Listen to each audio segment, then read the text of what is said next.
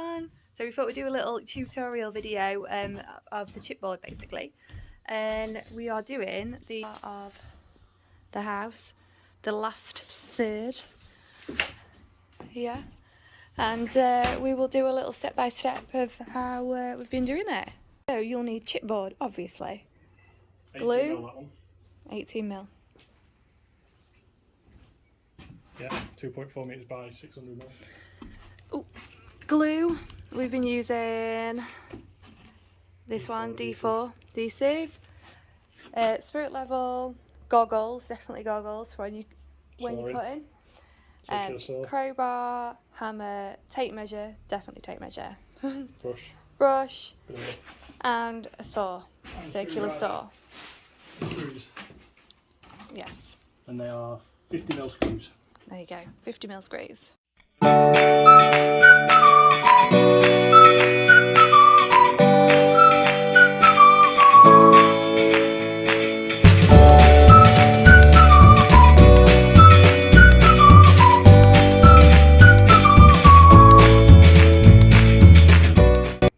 So we're going to go through the process of doing this next row.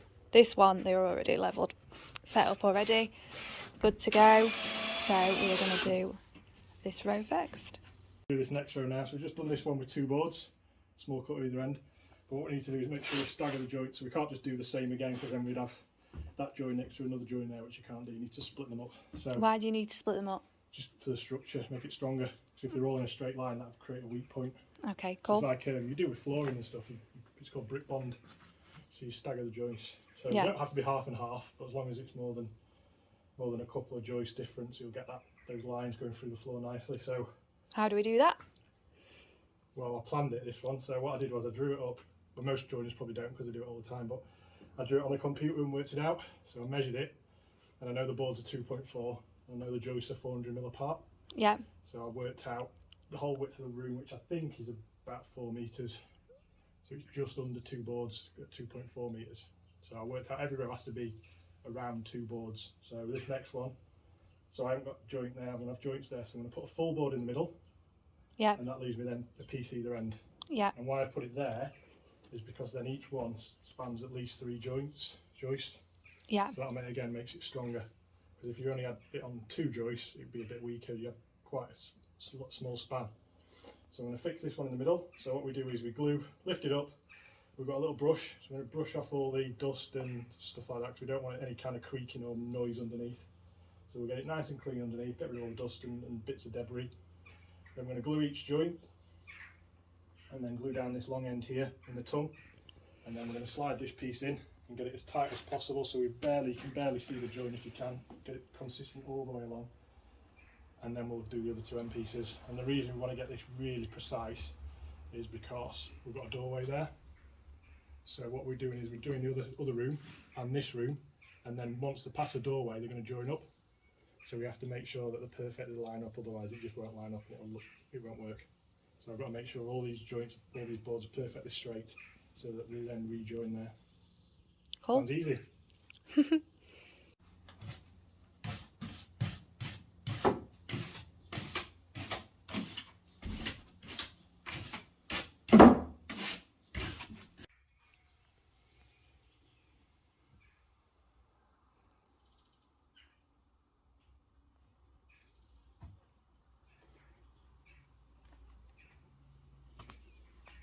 And how much glue would you say? I'm probably putting too much on, but I just want to make sure it's stuck down properly. So just a fine bead all the way along. Tip is to lay your board next to it so you don't forget which joist you're gluing. That's a good idea. You don't put too much glue on. Yeah, and also make sure you check all your tongue and grooves, make sure there's no damage to them, because if they're damaged you won't be able to push them together.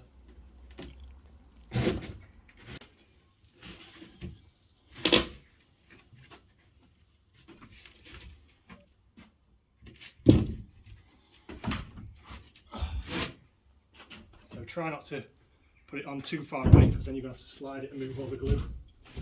Try and get it as close as you can, and then slide it in, and then check it for length. And if it needs to move either way, hammer and a piece of wood. try and get a flat piece and try and put it in a position where you're not going to damage the board. So I've got it right up against the edge there because that's the strongest bit.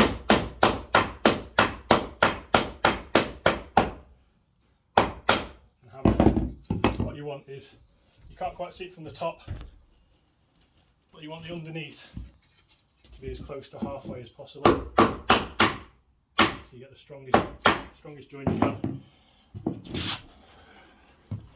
I'll just check everything as well. And then you may need to adjust it inwards as well. Get that joint as tight as possible. And you want to make sure it's the same all the way along. So I think we need to go in this end a bit more.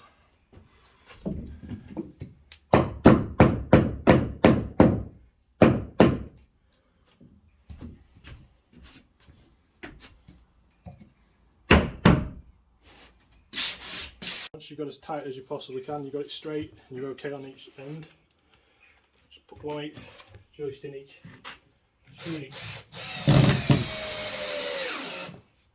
Just one at this end and one at this end. I will at one point screw them all, but just for now, just put two in just to stop it moving.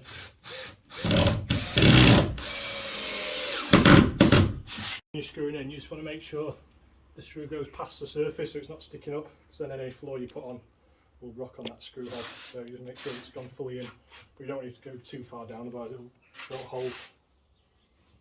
Now we've got this one in. We now need two pieces, one at each end, to finish off this row. So what we're going to do is put it in the middle of the board. We're going to measure from the wall to the edge of the board. So that is 89, but what we actually want to do is allow at least a 10mm expansion gap around the outside. So if we move that in 10mm, we're at 88. So we need 88, and that needs to be from the side that's got the tongue. So it goes in there, so we need an 88mm board, 880mm board with a tongue. This is our next board, full board. I don't think I've got any half boards that are 88mm. They're on 88mm. And the important one when we're measuring the tongue end is to not do it from the very end of the board where the tongue is, to actually do it from the top. So not from there where the tongue starts, but actually from where the top of the board starts. So I'm going to make two marks, 88mm, one at each end so I can get a straight line. So there's 88mm on that end, and mark it again, 88mm on that side. So I'm going to use my straight edge, find the markings that I've just done, line it up.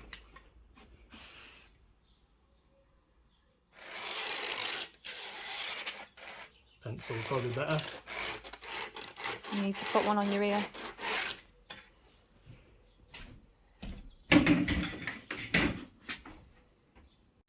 Goggles on, safety first, obviously. And I'm going to spin this round. So I've got my line, and I'm just off the edge, so I'm not going to cut through anything underneath. So make sure your wires safely out of the way. Using the laser guide and supporting this end as well, because we don't want it to break when we get near the edge.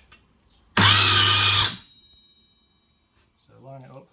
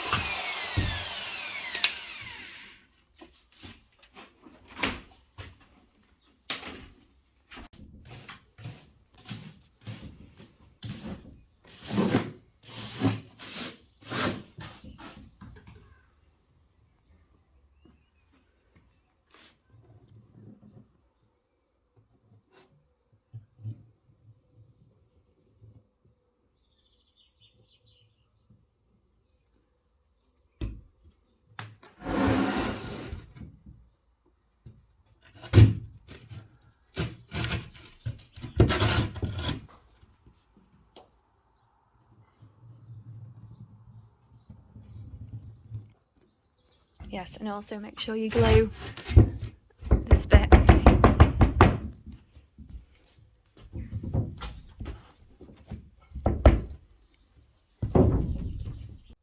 So on these edge bits, because we can't get a piece of wood obviously to knock it in, this is where the crowbar comes in. So really just lever that to get it as tight as possible.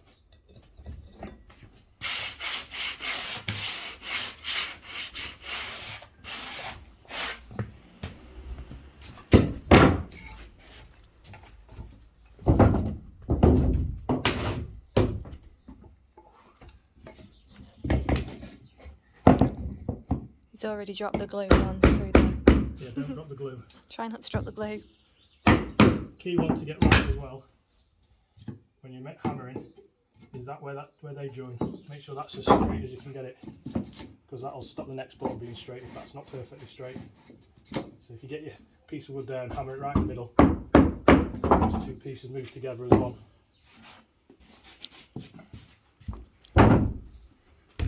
Yeah.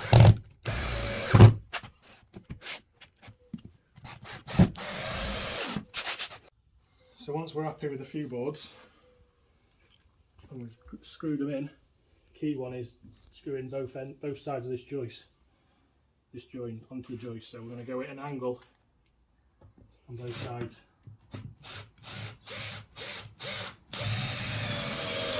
And that'll just pull that together. So into the join at an angle. And again, just making sure the screw head goes fully in. Well, that's everything I've learnt. Obviously not a joiner, but it's stuff I've learnt and been checked by our builder. He says it's all right. So I'm just going to carry on do the rest of the rooms, and we'll show it on the time lapse because we've got a Brino camera filming. So we'll put that in now.